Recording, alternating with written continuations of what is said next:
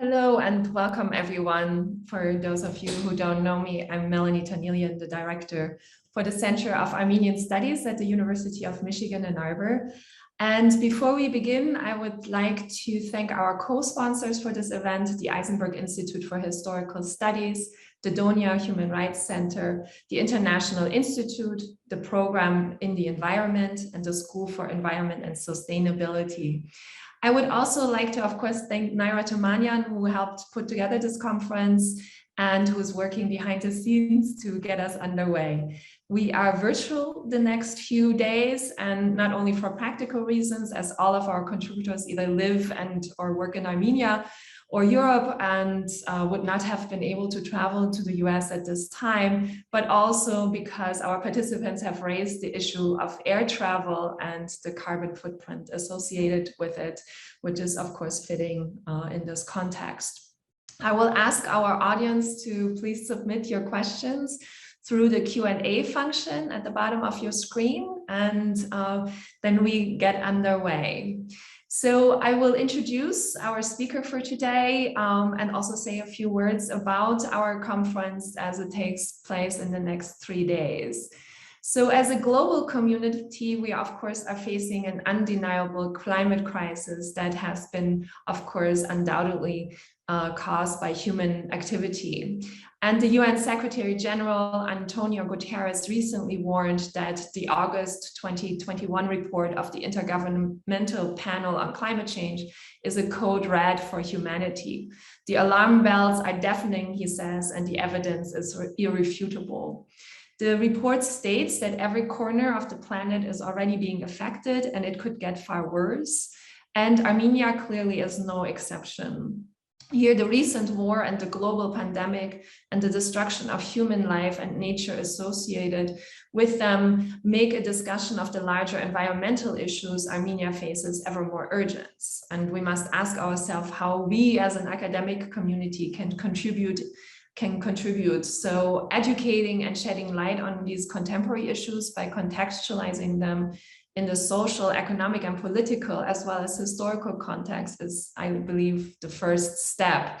So at the center, we have now devoted this year to what we call Armenian ecologies, past and present, by insisting on this dialectical relationship of humans and nature as they are real and imagined. And so we'll have lots of speakers coming in this year who will talk about Armenian ecologies in the past and in the present. But this 3-day noon hour event seeks to begin an interdisciplinary discussion, inviting environmental scientists, geographers, policy experts like today, and activists to discuss challenges posed by climate change and the recurrent conflict, as well as the present possible solution through policy advocacy and local activism.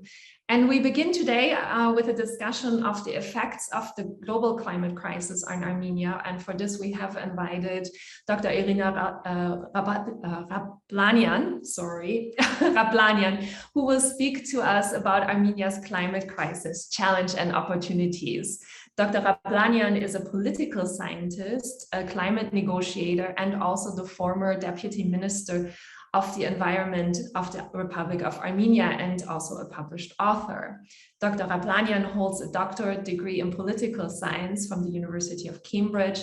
Her main area of expertise is political leadership, states in transition, climate politics, of course, environmental management, as well as gender and conflict, as well as security studies. She has a master's degree in diplomatic studies from the Diplomatic Academy of London and a BA in international relations from the University of Malta. Our international studies students would be so thrilled to meet you. And she, of course, has served, as I said, as the Deputy Minister for the Environment in Armenia between 2018 and 2020. And now she acts as the Senior Advisor on Climate Change to the World Bank and as an international expert on climate change to the Food and Agricultural Organization. She also teaches at the American University in Armenia and has worked with a number of international organizations and think tanks around the globe. Dr. Ghaplanyan has been a catalyst for change in the field of sustainable business in Armenia and has received quite some recognition in that respect as well. She has a number of media publications and also has recently published a book titled Post-Soviet Armenia, the New National Elite and the New National Narrative.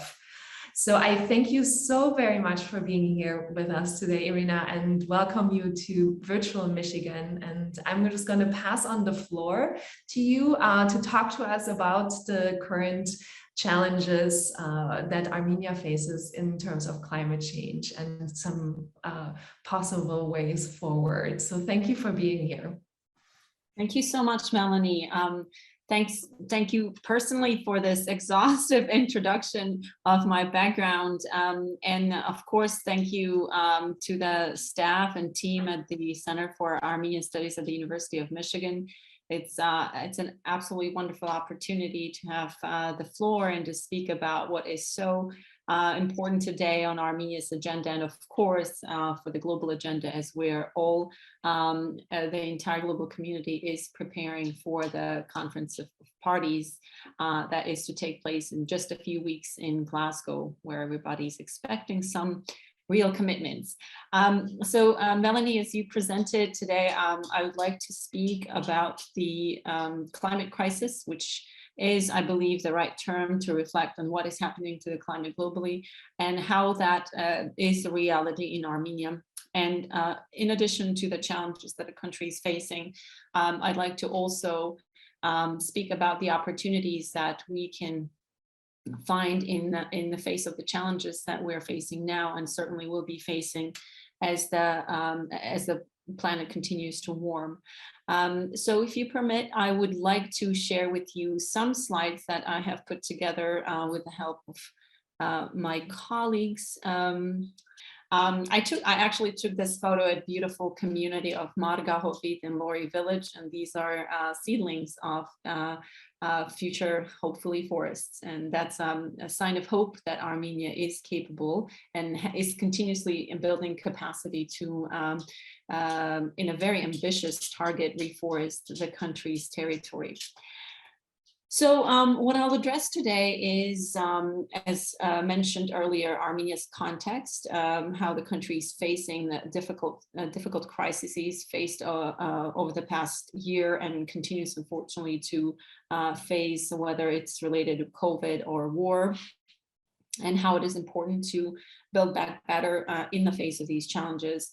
I'd like to, of course, reflect on the global context of climate crisis as we're nearing an important event globally, where all eyes will be on world leaders on the level of ambition and commitment that they will show in the course of negotiations at COP26.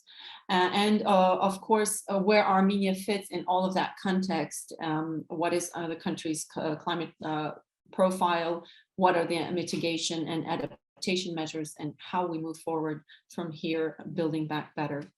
So just a few words about where 2020 found us. And I think what is important in when we talk about pandemics, and particularly COVID-19, is that we knew that it was coming. I mean, most of the experts in the field were predicting that pandemic is a matter of time, and that the global community wasn't ready. And in many respects, COVID-19 became a painful equalizer to global communities around the world, whereby countries, developed countries with seemingly developed welfare systems, unfortunately weren't able to resist the brutality of what pandemic has shown us and what future pandemics will.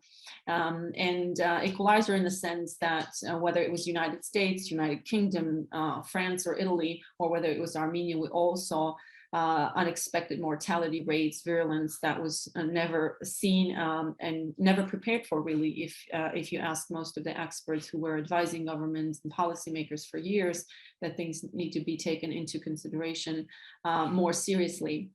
And I think it became an equalizer specifically for this very reason, that countries that have seemingly good welfare systems also didn't resist and unfortunately saw very high mortality rates as well. Much like, climate change has become an equalizer, not only legally speaking, but in reality, whether it's a rich country or a developing country, we all are facing a planetary crisis, and we all need to take action.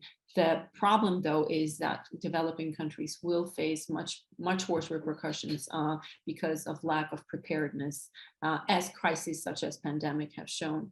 Unfortunately, Armenia has faced another devastating crisis in 2020, and I strongly believe that this crisis does continue because those that have initiated a full-scale brutal war in September of 2020, exactly a year from now, unfortunately remain unpunished. The international community has not responded in due course to all of the war crimes that have been committed, nor did it respond with the proper coverage of what had transpired in 44 days of war against the Republic of Artsakh and Armenians at large. And this crisis is continuing, as mentioned, because of the continuous belligerent rhetoric and now incursions on Armenian sovereign territory. And as such, Armenia continues to live through both of these crises. And as most experts would agree that every opportunity, every challenge, experts, whether in environmental sciences or security and political sciences, every such challenges bring opportunities to build back better. This is why I wanted to talk to you today about climate change and climate crisis in the context of building back better, that we have faced these severe crises last year. In many respects, they unfortunately continue. And the concept of building back better was coined officially in the International Forum in 2015 during the talks in the framework of Sendai, which is the disaster risk reduction, UN initiative on disaster risk reduction. And building back better initially was about mitigating or reducing risk in the face of future crises. And obviously, this brilliant concept has translated and transposed and transferred to other understandings of risk management, not only in disaster risk reduction, and particularly in the face of this global pandemic and what we see continuously happening to global communities around the world. Obviously, we know that also Professor Stiglitz has extensively elaborated further on the idea of building back better, and some of the main precepts that emanated from elaboration on this is that, first of all, whether we're talking about disaster risk reduction or preparedness for war, we cannot continue doing business as usual. We can certainly not continue doing business as usual in the face of pandemics. And surprisingly or not, and that became a big pool for conspiracy theories, many experts were predicting that a pandemic will occur and it will have devastating consequences to human livelihoods and global economies. Well, another main argument that comes with the theory or the concept of building back better, this is Mars, I apologize, he's very excited, is that what we measure affects what we do. And of course, for years, for decades, we've measured our well-being based on certain metrics, such as, for example, GDP. However, the recent crises have shown us that this metric certainly does not reflect the true reality on the ground of how well we're doing. So the first step for us in facing whichever the crises come next, and first certainly it already is climate change, we need to develop better metrics to understand how to measure where we want to be from where we are. So how do we do building back better? Well, first of all, as I mentioned, we have to recalibrate, meaning we have to look at different metrics. We need to understand, that if we invest today in adaptation measures and mitigation measures, we're obviously investing significantly into the future. If we do not cut carbon dramatically today, then we're missing the opportunity to spend a lot less in the next few decades in mitigating the risks and preparing global communities to the changing climate and warming of the planet. Obviously, for that, you require a holistic approach and, of course, vision, something that we have consistently lacked, not only in developed countries, but globally at different international fora where global leaders gather to discuss important agenda. Unfortunately, we've seen time and again that talk is there, but action is not. And I'm very excited to see that young generation is continuously, increasingly becoming more demanding of more action and less talk. Of course, general and sectoral strategies are critically important in having a success in preparing for and mitigating the risks and preparing for the crisis coming. Just as I mentioned, holistic approach is part and parcel of making this a reality, meaning making our communities resilient to pandemics, to climate change, and to disaster risk reduction. And certainly a team with strong capacity with, as mentioned, vision and political will. So now let's zoom into Armenia from this global understanding of the crisis that we face today and we will be facing in the future. Armenia, despite all of these crises, and I want to reiterate this a few times today as we reflect on these important topics, is Armenia remained very committed to its green and resilient agenda despite COVID-19, despite the losses in the war of 2020 and the continuous, unfortunately, crisis and conflict situation in the region. So I think that's something that needs to be stressed, and it's very commendable that despite all of these challenges, Armenia continues to stay on track of its environmental and global commitments when it comes to climate change. So I think a reminder of why we're talking about this important topic is timely at this stage of my presentation, and a reminder of 2015, how whether the political will was fully there or not, but certainly global leaders virtually from every corner of the world convened in Paris in 2015 and signed what is essentially an unprecedented document, because it became the first ever universal and legally binding global climate change agreement, which entered into force in 2016. Now, if you ask me, I think global community generally wasn't prepared to understand the gravity of what Paris Agreement really was, and what type of commitments. And before we even engage in commitments, I think it's important the gravity and scale of recalibration and rewiring the way we understand how our economies are run. And they're largely run with a severe addiction to fossil fuels. So a commitment like Paris Agreement really requires, first and foremost, rewiring the way we run our economies and certainly acting on that recalibration. The key elements of Paris Agreement obviously was the setting of the goal for capping the warming of the planet, the nationally determined contributions that became a very important instrument, both for developing countries as well as developed countries, in terms of expressing their commitments to the global community of how much and where they are able to cut their carbon and commit to a more resilient and carbon neutral future. And the dynamic process for reviewing and increasing ambition of parties' contributions, which I think is very, very important. And I hope that developing countries are certainly investing in the enhanced transparency framework, because this will allow them in the future, and of course that these mechanisms are all enshrined in the Paris Agreement, for successful carbon market and carbon trading, something that unfortunately didn't happen with Kyoto Protocol, because obviously, as we all know, the largest emitters actually weren't part of this important document, which was a predecessor to Paris Agreement.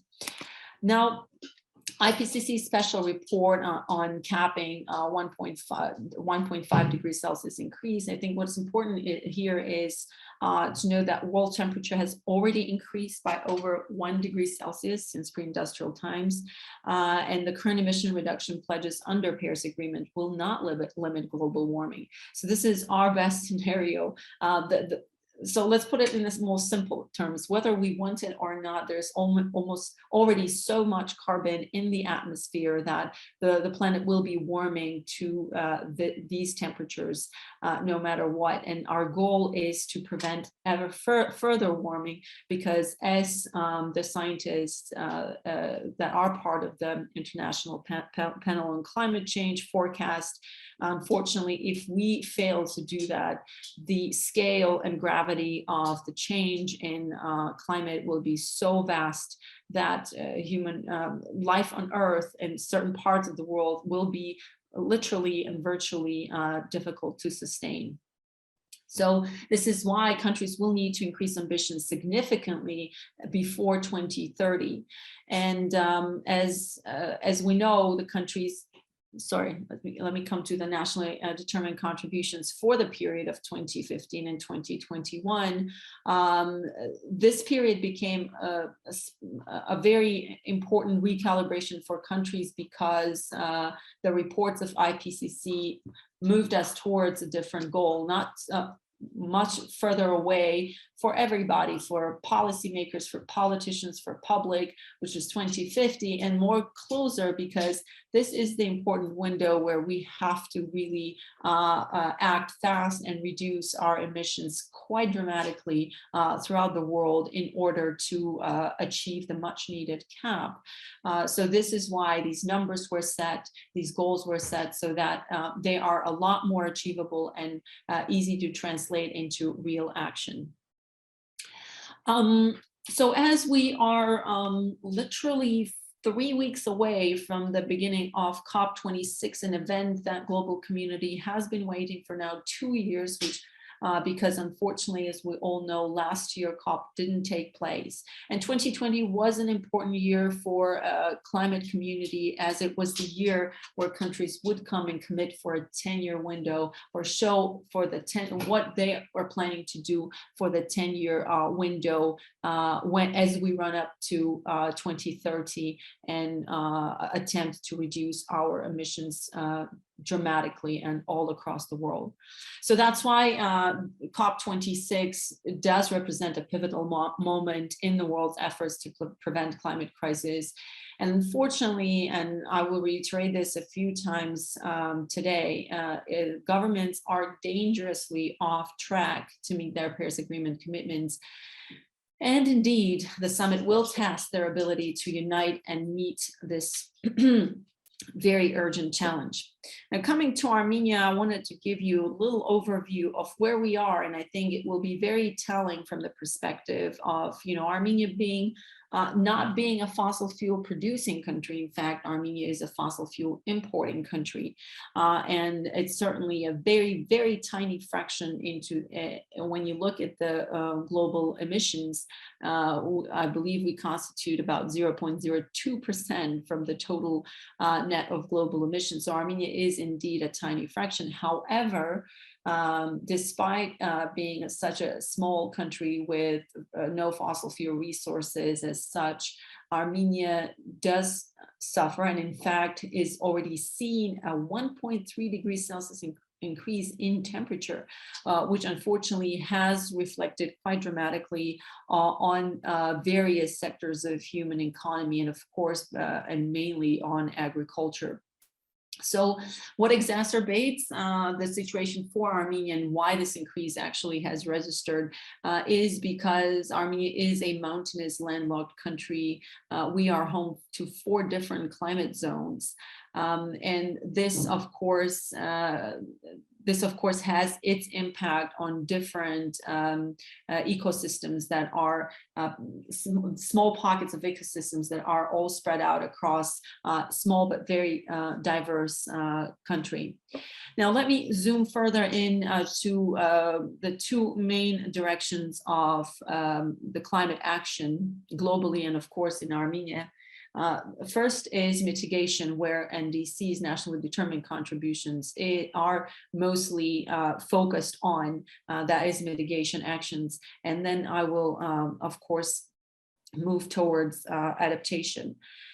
So Armenia presented in 2015 in the framework of Paris Agreement and becoming a party to the Paris Agreement, presented the intended nationally determined contribution. So this document was quite ambitious for the time.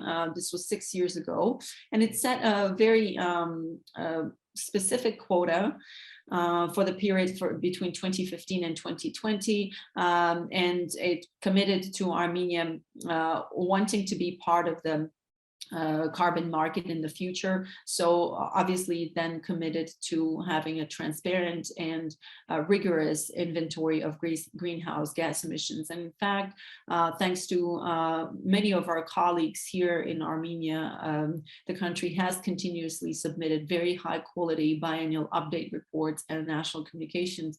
And in fact, I wanted to give credit also to my dear colleague Diana Harutyunyan and the entire climate unit at the United Nations Development Program in Armenia here for provision of a lot of information on these slides, and for being such a strong team for Armenia and continuously supporting the government in producing these very important documents showing the country's commitment and showing the country's transparency when it comes to its greenhouse gas emissions. Now, what happened 6 years later? Armenia went from being a country that presented an intended nationally determined contributions to nationally determined contributions first, in fact, for Armenia. This document is different, and actually it ties to what I said earlier. Despite the challenges of 2020, Armenia moved towards finalizing this document and adopting it by its government and presenting it to the United Nations Convention on Climate Change's Secretariat in spring of this year. So compared to the INDC, this document relates to a different time frame, from 2021 to 2030. And it aims to realign the timeframe of Armenia's NDCs with that of majority of countries, including the EU.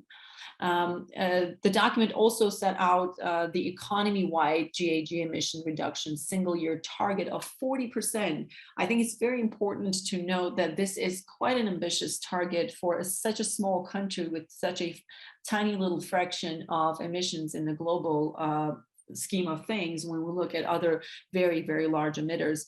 But this number makes me recollect that during COP24 in Katowice, UN Secretary General Antonio Guterres stated that no country is too small to not make a difference, and that reverberates till today, and that makes me stick to the most ambitious climate action Armenia can present. And in fact, the more ambitious it is, and most of my colleagues will attest to it, in all reality, that ambition translates to success and opportunities for Armenia, and I'll come to that shortly.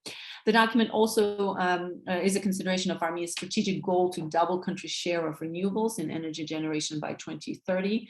On the path to achieve climate neutrality in the second half of this century, Armenian government has released its energy strategy for the next decades, and it's quite ambitious and very encouraging that we see a goal of about 1,000 megawatts new capacity that will come from solar power, which Armenia is just scratching the surface of.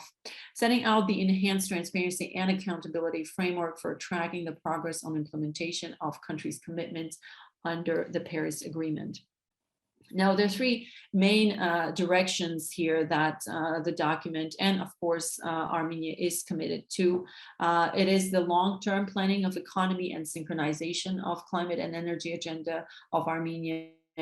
And this ties neatly into the country's energy security. I mean, today we already see, despite all of the challenges, geopolitical, institutional, political, lack of capacity, etc. Nevertheless, Armenia's energy structure today is quite diversified. We have 30% of the country's energy coming from its nuclear power capacity, 30% of its energy coming from thermal powered power stations, and 30% currently coming from around 30%, varying between 27 and 30, based on seasonality, from hydropower. So this doesn't even include the solar power potential that's now coming. Of course, resilient development and adaptation, something I'll reflect on shortly.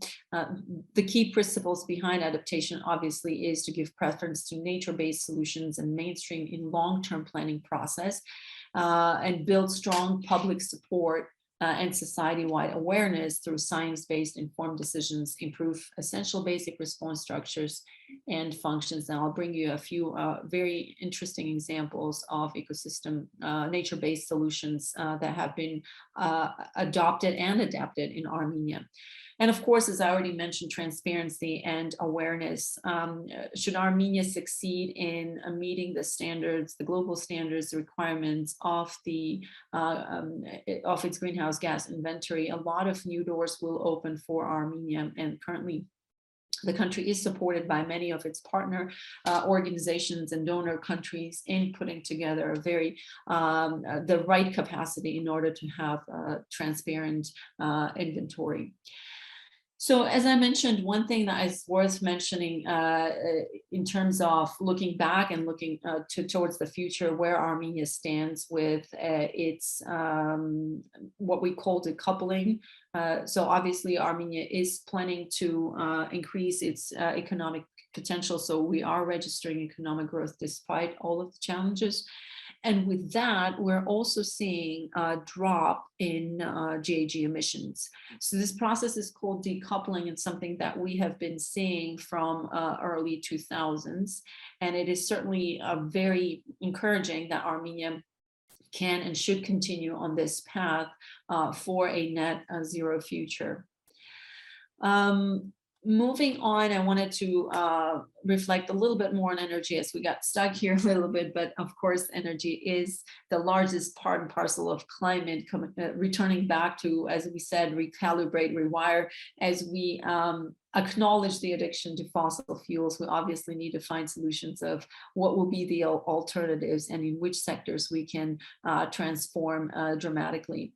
One aspect beyond obviously renewable energy, Armenia has been intensely looking into its electric mobility potential, and particularly public transportation. The government has been quite committed in putting together a number of legislative proposals, and some of those have been put to action, and Armenia has adopted legislation that allowed massive influx of electric vehicles into the market, so that there's already a significant potential there, considering that 30% of energy consumed in Armenia actually is on transportation sector.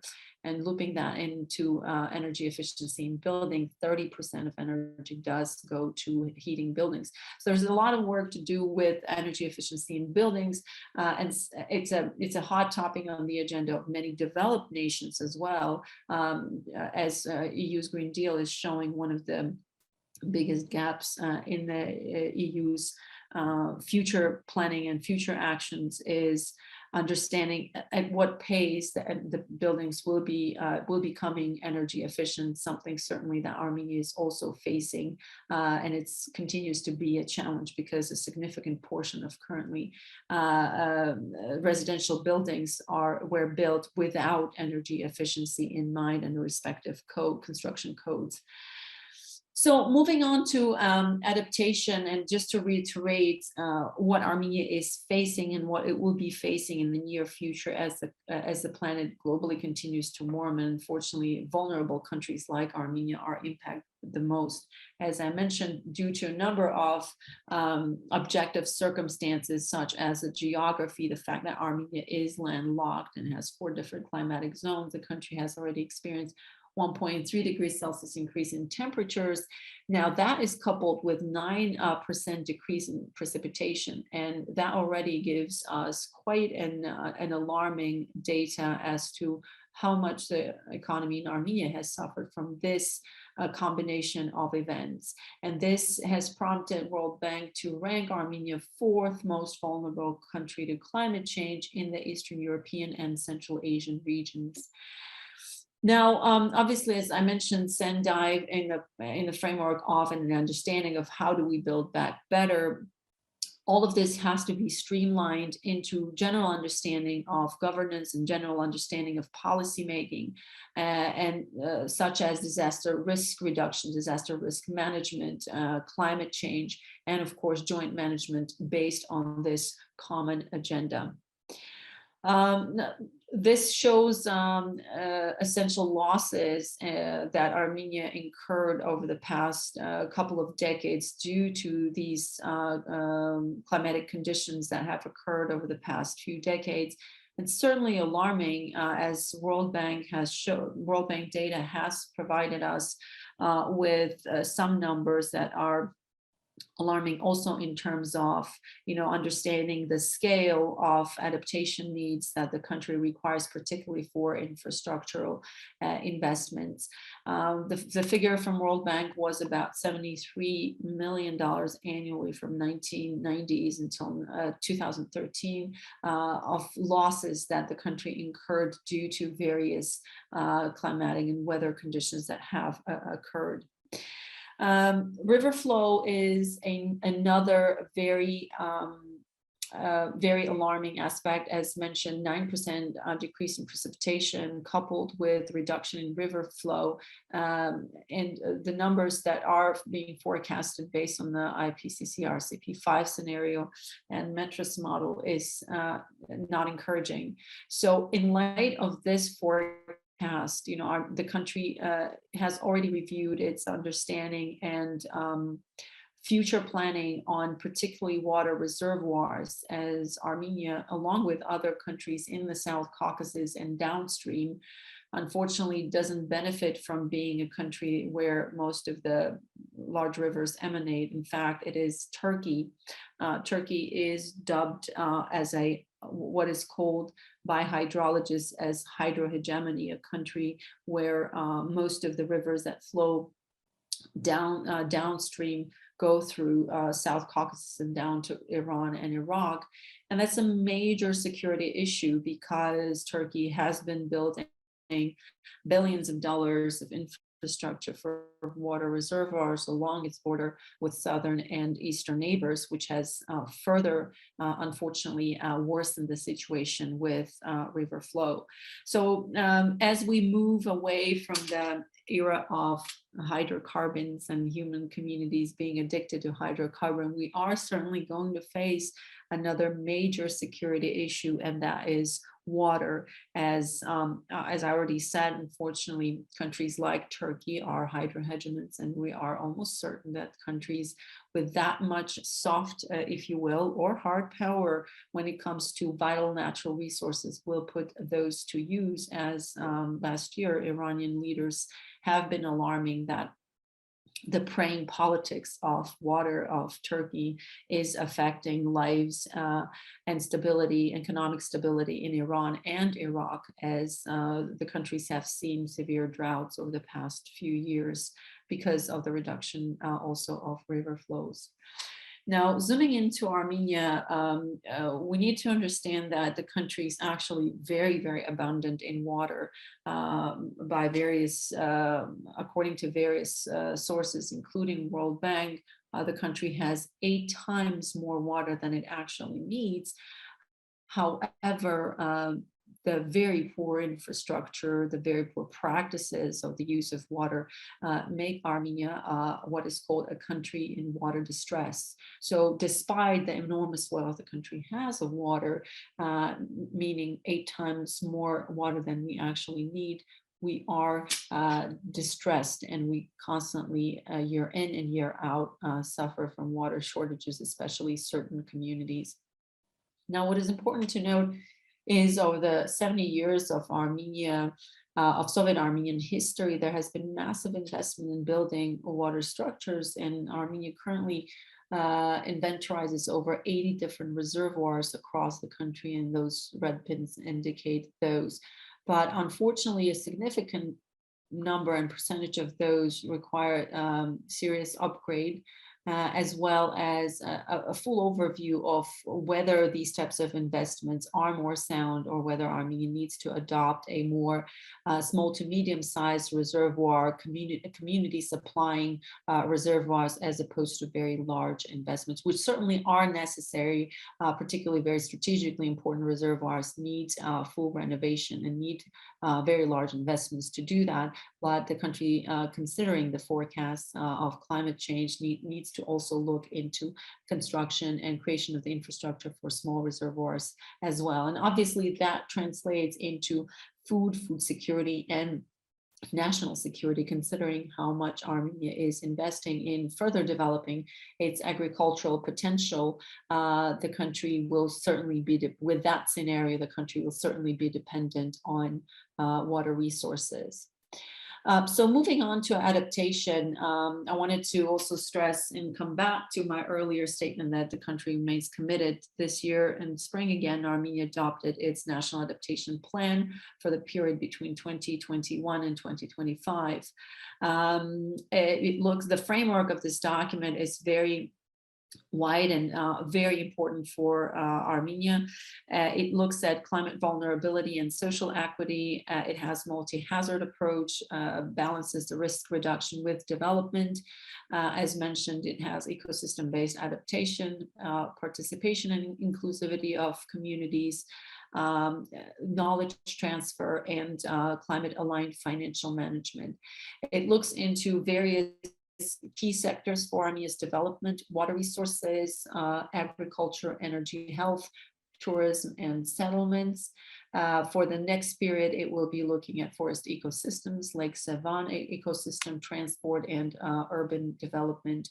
National Adaptation Plan will cover all of the regions, and it will also contain this process, which is funded by Green Climate Fund, and again implemented by the team with the UNDP, will also put together implementation and financing strategy for the country's adaptation. Now, Armenia works with a number of institutions and funds, to include Green Climate Fund, and the country is actually the first to have a national accredited entity in this region. It has a long-standing cooperation with Global Environmental Facility and Adaptation Fund.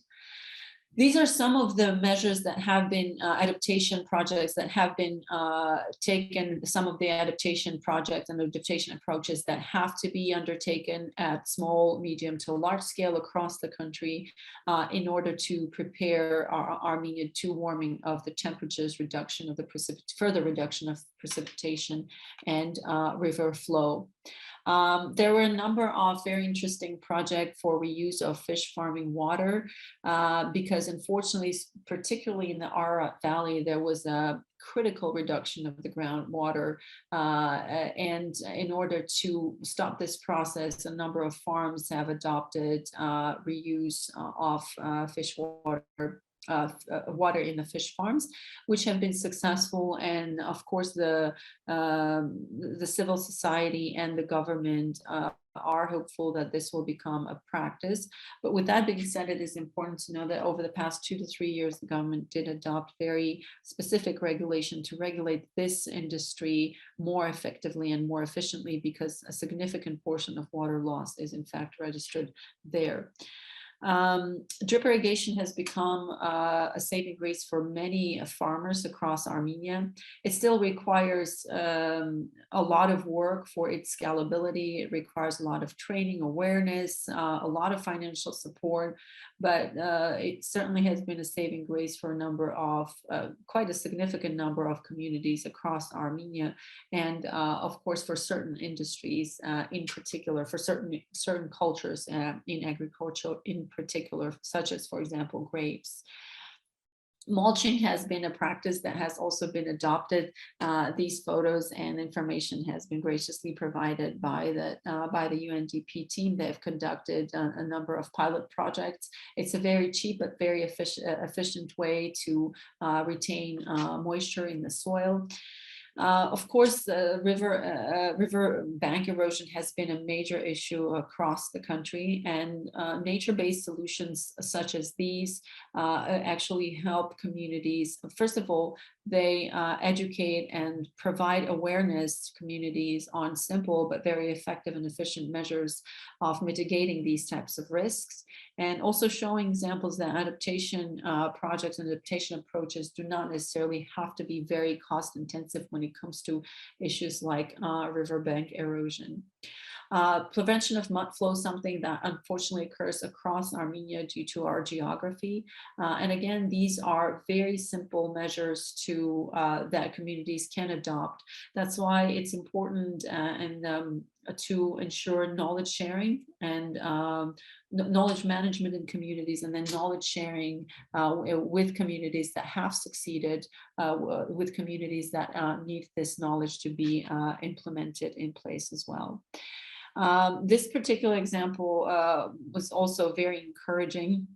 The passive solar greenhouse, and these are photos from a family up in the mountains in Vayudzor, where they're growing rucola, which now has become a staple item on many restaurant menus across Yerevan.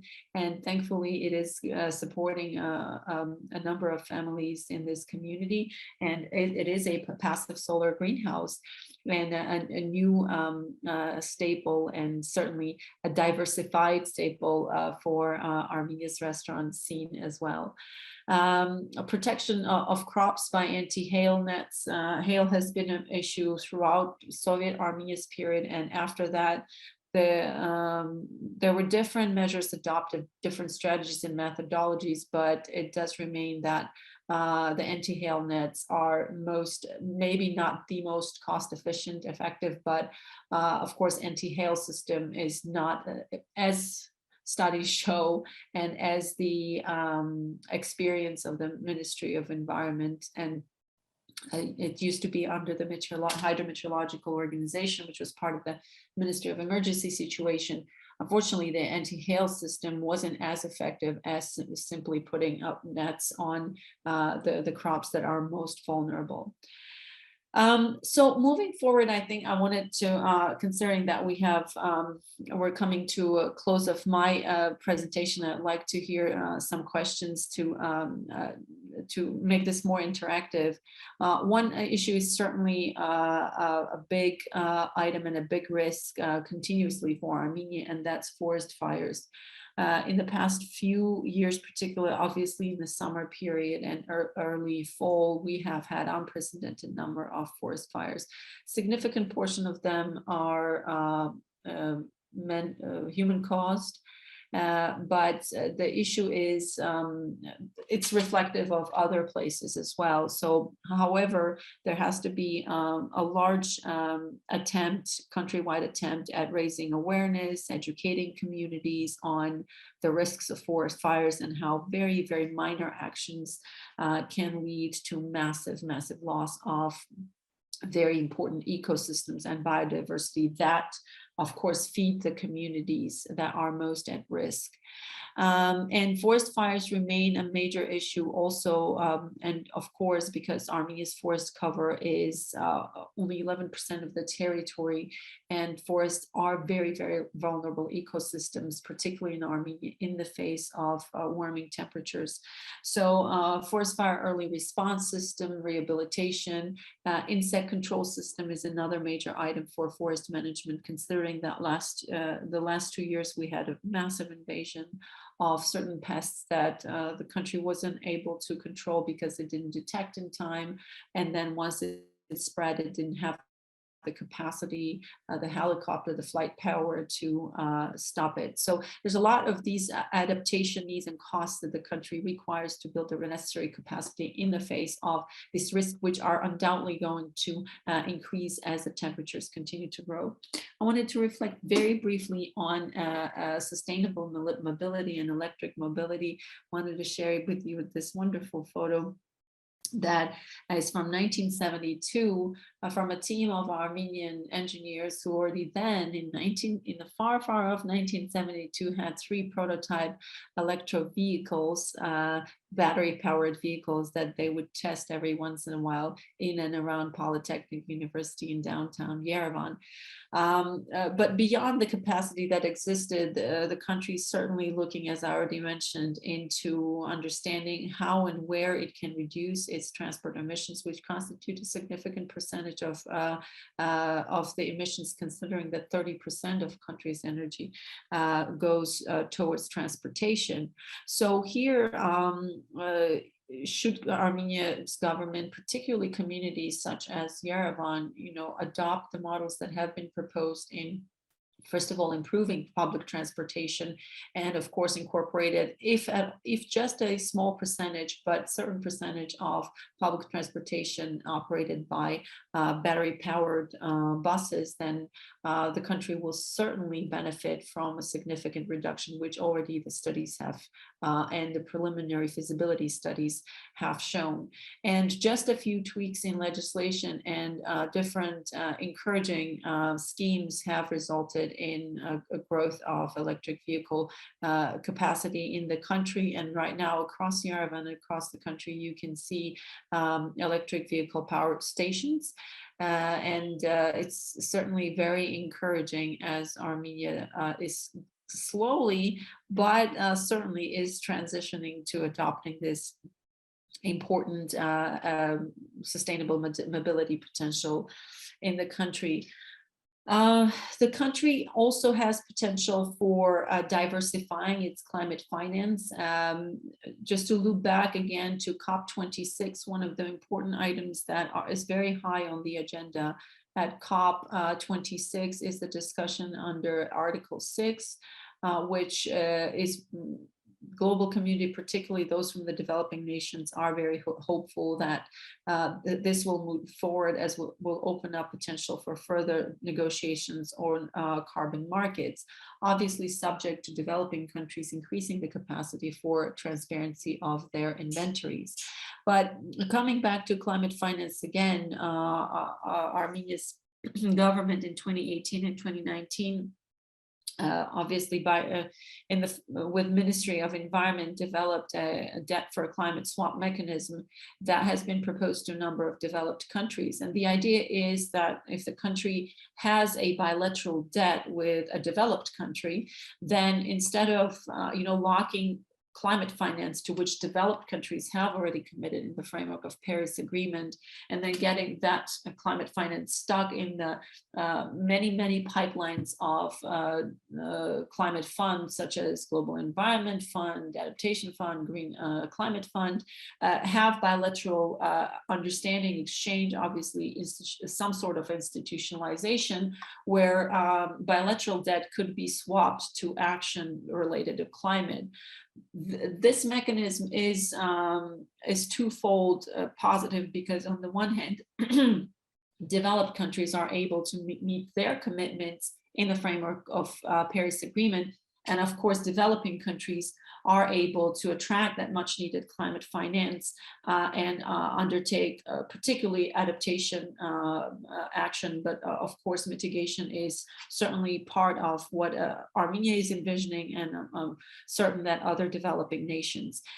These types of mechanisms are out there. They're being widely discussed. Armenia has been engaged in bilateral negotiations with countries with whom it has public debt. But another important aspect here is it will be a much needed relief for countries like Armenia, particularly for Armenia, for a fiscal space, so that the country can further diversify, and why not also move more climate and other finance into very much needed infrastructural investments. Just very briefly on Lake Savann, because it is the pearl of the South Caucasus. It is such a beautiful but also strategically important water resource for the country and the region, that its vulnerability unfortunately worries all of us, both in Armenia and abroad. And in addition to all of the environmental challenges and pressures the lake has had over the past many decades, as it has been mismanaged for many decades since the 1920s. The lake also is now experiencing an additional pressure, which is obviously climate change and raising temperatures, which has resulted in consecutive years, starting from 2018, 19, 20, and in 21, we also saw algal blooms, which are toxic cyanobacterial algal blooms in Lake Savann. Nothing new really, because the earliest record of these types of blooms have been in 1920s, 1960s, because as I said, in the Soviet period, the lake surface was dropped. There was uncontrolled agricultural practices, agricultural runoff from wastewater, from urban and rural communities, etc. But obviously, climate change poses another very fundamental risk to the ecosystem of Savann. And but I'm hopeful, because the country and civil society, environmental organizations, the government are very vocal about this. This certainly requires a complex strategy and complex approach, and our partner organizations, donor countries are responding, and the government. Armenia has just initiated, with the support of the EU and with the implementation of GIs and UNDP teams, a project called EU for Savann that will address some of the issues related to these, relieving these pressures from this vital ecosystem. These are just the aerial photos of Lake Savann and how fast the algal blooms occur in a span of just less than 10 days, actually a week. The entire lake turned green. So it's a real danger for the ecosystem, but certainly there are solutions, and they need to be scaled. And this is not only the problem of communities surrounding Savann or Armenia, but of course it's a global and regional problem as well, considering the security significance, water security and resource security significance of Lake Savann. Okay, I'm going to wrap up. Let me just say a few words on forests and biodiversity. I didn't get a chance to talk about how important Armenia is when it comes to biodiversity. The country is in the top 25 biodiversity hotspots in the world, and forests are our most biodiverse areas. This is image shows different hotspots, biodiversity hotspots around the world. And preservation of biodiversity is a key principle for Armenia when it comes to domestic legislation or the international environmental conventions that Armenia is a part of. And this is something that I believe both policymakers as well as civil society and different organizations have to be very vocal about, because Armenia's biodiversity is not only not properly understood, but as a resource in terms of sustainable management of the country, it's certainly not appreciated, and hence not invested properly and not regulated properly, whether that again comes to policymakers or a regular citizen of the country, understanding and being aware of the beautiful parts of the world that we live in that are rife with incredible species, that from Caucasian leopard to very rare indigenous insects and flora and fauna. I'll stop there. I know I've been going on for quite a lot, but there's certainly a lot to cover, considering how paramount this agenda is for the country's development in general, but also for a country's positioning itself in the global and international fora as a place which is so rich with biodiversity, which is a country not producing fossil fuels. So in many respects, Armenia can become a poster child of climate smart transition and a place where biodiversity is duly appreciated and protected. Thank you. Thank you so very much, Irina, for this incredible span of information that you just gave us, and this beautiful overview of the real work that's being done in Armenia and the real opportunities that are being tackled, I think. And when I was sort of preparing for this conference, I was really quite impressed in terms of the commitment of Armenia to ameliorating the climate crisis and the various challenging that environmental issues pose on the ground. And you gave us such a wonderful overview of what are the challenges, and as well as what is the work that is being done. And I really appreciate and thank you so very much for that. It's setting really us up for a good conversation in the next 2 days with something really grounding and rich in information to get our discussion going. I have a few questions, but there's also already questions from the audience, and please, in the audience, feel free to drop your questions into the Q&A, and I hope that I will get to most of them, if not all of them. But I would like to, just a few things that sort of popped up while I was listening to you. One of the things that I would maybe like for you to talk a little bit more about is this depth for climate swap, and it would be interesting to hear how far Armenia is in the negotiations with other countries. I think Armenia is in negotiations with Germany and France at this particular moment. And how is that going? And linked to that, I think what would maybe be interesting for our audience to hear is how the funding that is being designated for all these programs is flowing into the community, i.e. what is the financial flow into the communities of need, and not only the financial flow, but also the knowledge flow into the various communities where we see so you gave some kind of examples of work that's being done. So it would be nice to hear what is the larger financial negotiation, but also really to hear how is that money being transferred. Thank you, Melanie. Very important questions, and I'll start from the last. So in part of the commitments by the developed countries in the framework of Paris Agreement has been support of developing nations, particularly in their adaptation needs. Because as we all know, and we've seen, unfortunately, this past year with these massive floodings in different parts of the world, we are certainly not prepared. And Mother Nature didn't spare, whether you're developing or developed countries, as unfortunately we've seen all across Germany, the devastating floods. So I think what is important here for us to register is one of the major principles in the Paris Agreement is common but differentiated responsibilities, which in fact does say that every country is to commit to mitigation measures and adapt to the changing climate.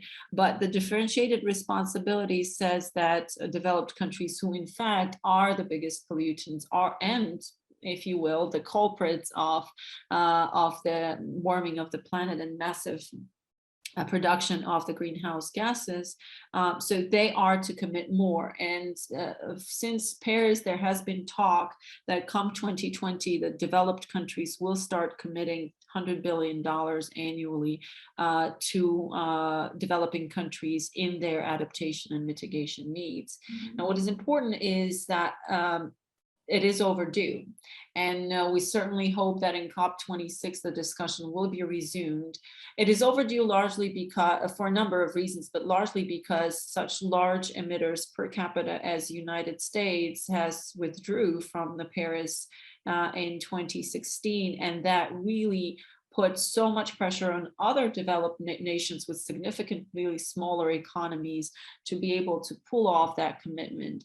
But now with Biden administration, there is this renewed dialogue, renewed hope that this commitment could be met because when we talk about climate action in the scale and understanding of finance, unfortunately, we are constantly led to understanding where the spending goes to in other areas. And because of the very unfortunate events that happened in Afghanistan, and looking at how much the US government in particular spent in Afghanistan, which by various accounts amounts to about 100 billion annually over the past 20 years, just to hand back over the government to Taliban, a regime that unfortunately is leading country back into abhorrent human rights record and war crimes, et cetera, et cetera. So I think we need to be very, very specific and very honest with ourselves as policymakers, as experts, in understanding the scale of financing that we really need in tackling this. And the money is there. The money is certainly there. It's just that we need to have more commitment and more political will. So COP26 is the forum where we expect global leaders, particularly speaking so openly and so ambitiously about putting climate back on the agenda. And I'm specifically targeting now Biden's administration, that we actually see that money released. Now, the problem also with this money being talked about, being largely overdue, not being able to be released also because there's very little, if you will, fora where this money could be properly released and absorbed. And by that, I mean the capacity currently of, for example, organizations like Green Climate Fund is no more than 10 billion, for example, and that's just for one replenishment. The Green Climate Fund did its second replenishment in 2019 with about 10 billion, with America absent, but it managed to do so because of other developed countries. But the disbursement rate, all of the bureaucracy that goes into looking through the projects, approving the projects, negotiating with the country, understanding all the components, understanding all those co-benefits.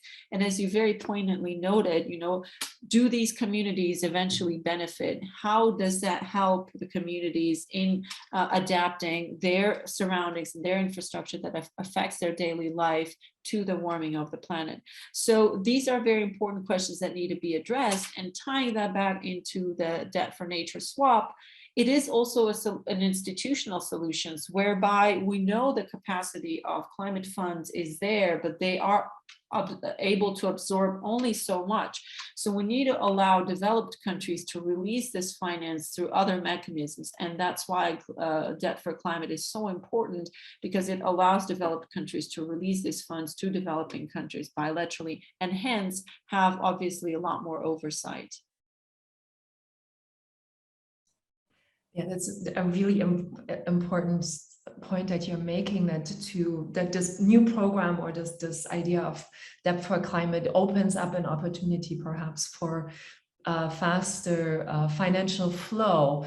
And it's, when you're talking, and it's a frustration I hear somewhat in your voice as well, that I think our youth is also, of course, expressing, and Greta Thunberg's speech was very poignant when she was saying, and as you also opened your talk, in that there is a lot of sort of words, but little action. So hopefully this meeting will open some of these conversations, and sort of, it's the bureaucracy, it seems like, that sort of stands in the way of great work that's happening already on the ground.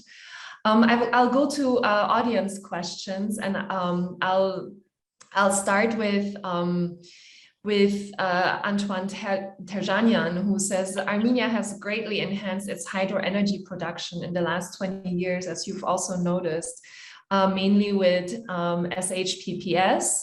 These investment reduced access to flowing rivers and thus damaged the wild fishing industry and tourism. So it's asking how would a balance be possible between our energy demands and our beautiful natural environment? And yeah, I could not agree more. Thank you, Antoine. That's a very, very good question. I was hoping someone would ask this because there is a solution, and the solution is already enshrined in Armenia's energy strategy. So just to give you a perspective and a more of a deeper understanding of the problem at hand, SHPPs are small hydropower plants. Armenia has about 196 or 98 of them, quite a lot for a small country like that. But these, and we have about 5 or 6 large ones. So totally, in total, we have over 200 hydropower plants. But what has been detrimental and devastating indeed to the biodiversity of rivers across the country are small hydropower plants. A significant percentage of those was built without proper fishways in place, and in general should have never, the environmental impact assessments should have never been approved for a number of those small hydropower plants, but it was approved nevertheless. Now today, 27%, give or take, as I said, constitutes hydropower. But this is the renewables today are just hydropower. What we are starting to see with Mastic power plant being built right now in Ghaplanyan Mars with a potential of 50 megawatts, Armenia's energy strategy has put forward a strategy which was adopted by the government for 1,000 megawatt capacity just in the solar power plant, in the solar power production. There is a great legal architecture in place, which was put in place since 2015, 2016, 2017, and 2018 that has really transformed and revolutionized energy legislation and, of course, energy market. Armenia is entering liberalization of energy, which I believe will lead to a closure of some of the small hydropower plants simply because some of these were, well, Armenia's legislation does stipulate that these small hydropower plants are to be subsidized by the government because of the provision of water, right? And then because of the price at which the government buys the electricity from them. So that's why there was such a boom in the industry and so many people invested in building these small hydropower plants, which in fact in climate science we call maladaptation. So the country adapted, it started building its capacity in renewables, but it didn't do it the right way, particularly a certain percentage that unfortunately was built at the expense of biodiversity of these important rivers across the country.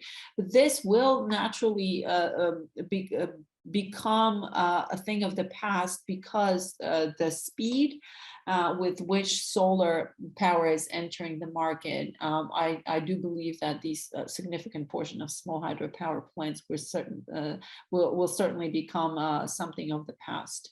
And of course, certain rivers and certain biodiversity in these rivers are lost, but much of the rivers are being recovered. And in fact, the government of Armenia last year passed a piece of legislation banning construction of any hydropower plant potential on the list of about 20 rivers, which are quite significant and have the highest biodiversity. And the government worked together with the National Academy of Sciences in identifying which rivers have this biodiversity and which are the most vulnerable. And of course, they came together with this short list of 20 rivers, and the legislation was passed. So just Antoine, I hope I'm answering your question.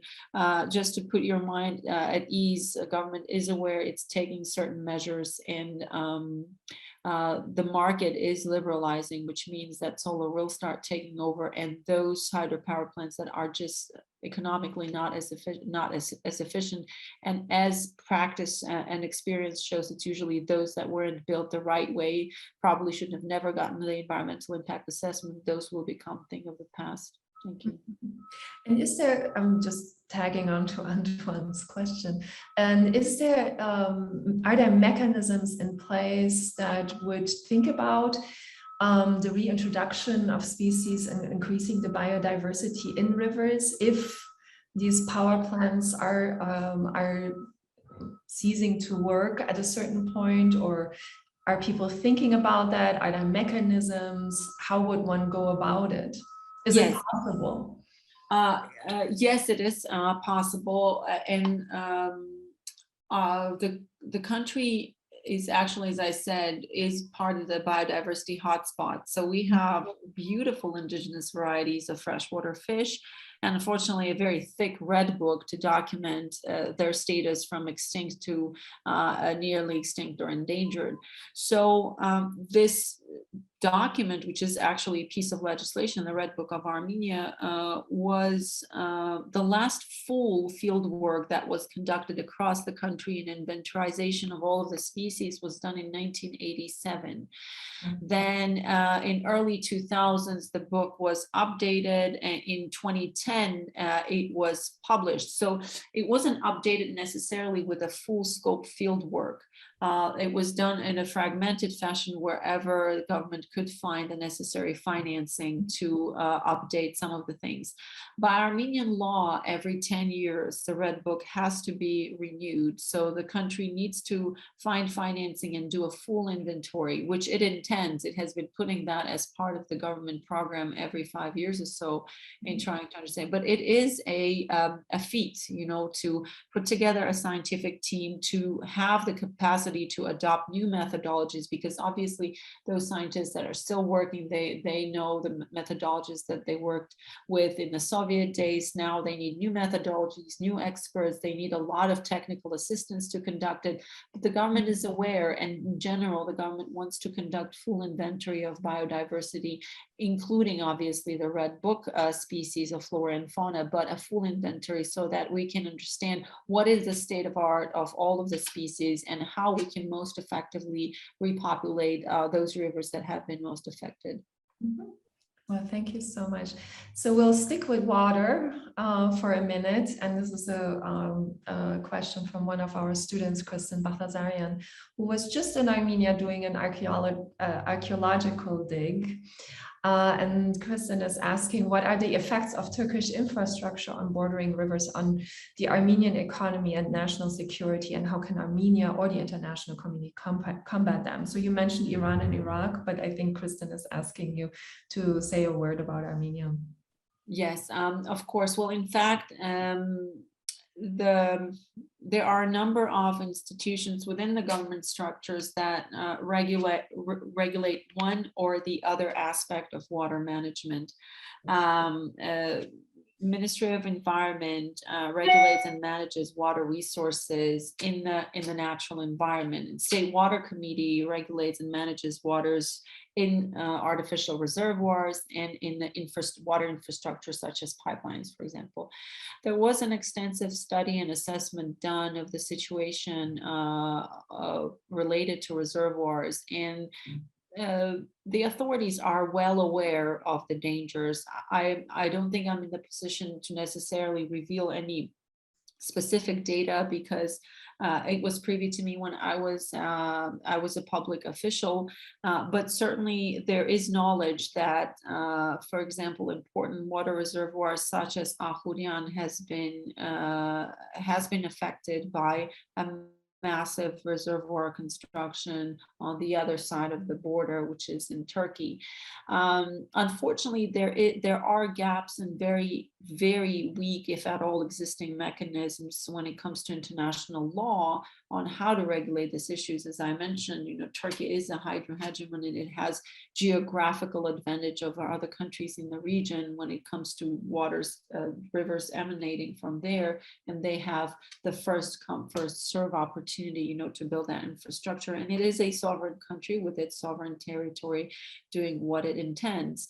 So in order to counter that, Armenia does need to invest very soon into large, middle, and small infrastructure of reservoirs until obviously international community will start prioritizing water as a resource over which wars will be fought in the near future.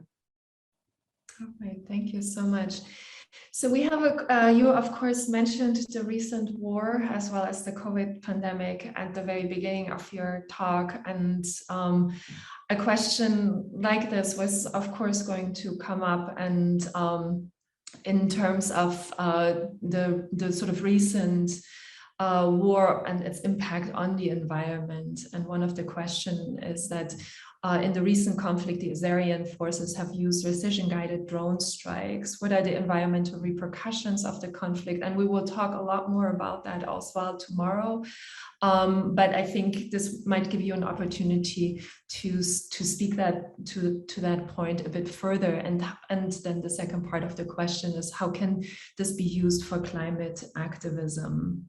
Which climate activism will be the topic of Friday's session. And obviously all of these issues are coming together as we're talking. And so if you want to say a few words, that would be great. Yes, absolutely. Thank you, Aklilu, so much for a very important question. And I look forward to tuning in tomorrow on a more in-depth discussion of these issues.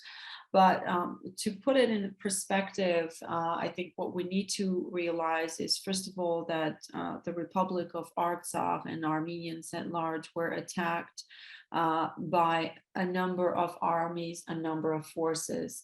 The Azerbaijani regime launched a full-scale military attack aggression on September 27th, 2020, but the fighting power and the combat potential of drone attacks was largely supported by the Turkish military.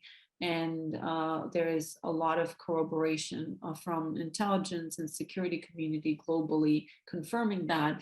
And very recently, Turkish authorities have confirmed that as well. So I think we need to put things in perspective that it was a NATO trained military command of these drone attacks with the most sophisticated drone systems and drones built that were attacking. Another important aspect in understanding the full-scale repercussions of the conflict on the environment is that over the past 44 days, and Armenian experts constantly, Armenian and other military experts constantly talk about this, that for 44 days, and this is important to note, the Azeri forces aided by Turkish military combat operators and drone attackers, as well as mercenaries, something again corroborated by French, American, and Russian intelligence community, have been attacking and targeting specifically civilians and civilian infrastructure. I think this ties very intimately into natural environment as well, and I'll bring a very specific example.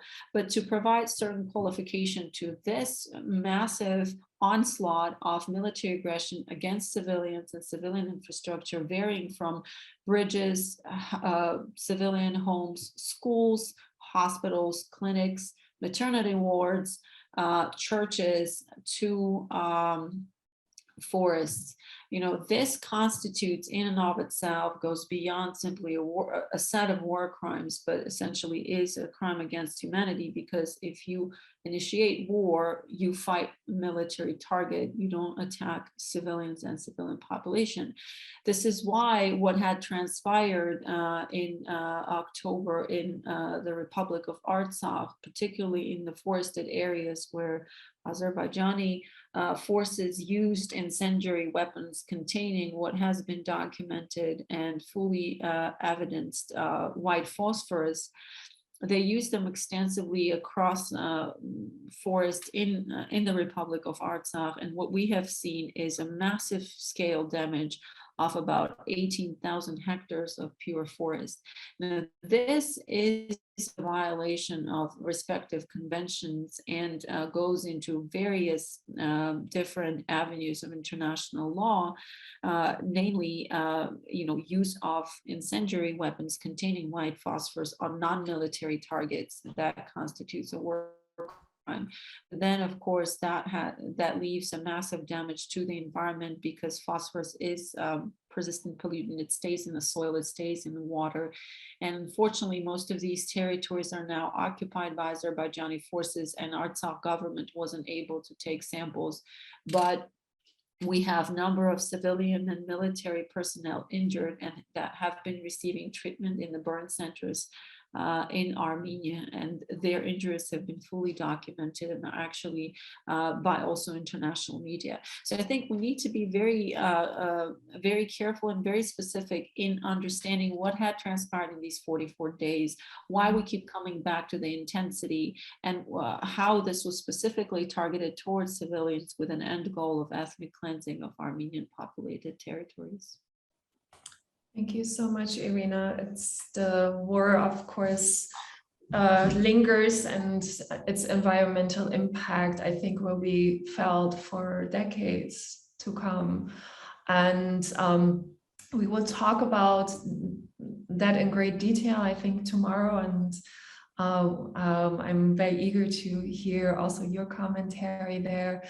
And we are running out of time, unfortunately, and I really want to just one more time thank you so very much for this incredible talk that you gave and the time that you've dedicated to your work in the government, in all of these international forums to raise awareness around the climate crisis and how it is affecting Armenia. And so I really appreciate all of the great work that you have been doing.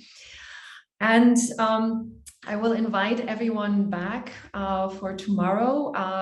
We'll be dialing in again at noon, and we'll talk about the landscapes of war that Irina now so adequately explained to us, and set sort of the tone for tomorrow's discussion.